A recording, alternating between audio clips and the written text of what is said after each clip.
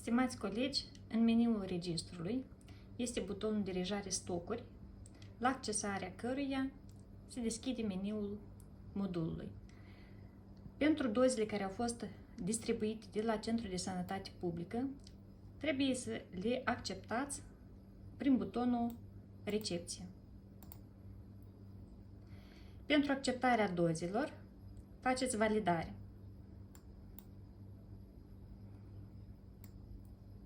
Întorcându-ne în meniu, pentru a declara pierderile de vaccin, accesăm butonul Pierderi. Selectăm data de declarare, instituția medicală, producătorul, seria și numărul dozelor care sunt declarate ca pierderi. Selectăm următoarele poziții vis-a-vis de pierderi, dacă este un flacon deschis sau un flacon nedeschis. Pentru vaccinul Pfizer, pierderile în flacon deschis vor fi declarate de la expirarea celor 6 ore de la deschiderea flaconului.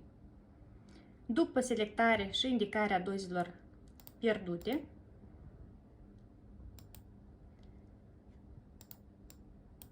dăm salvare.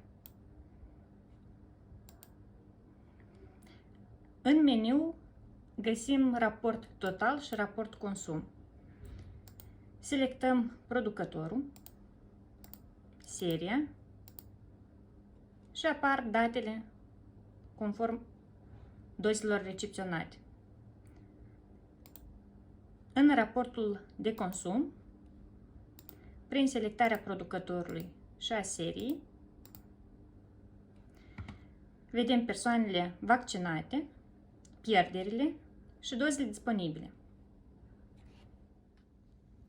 Prin accesarea butonului Istoric, vom avea acea informație privind toate transferurile sau dozele recepționate de la Centrul de Sănătate Publică.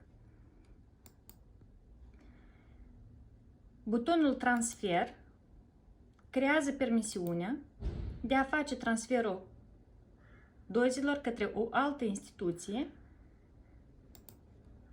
conform producătorului și seriei vaccinului.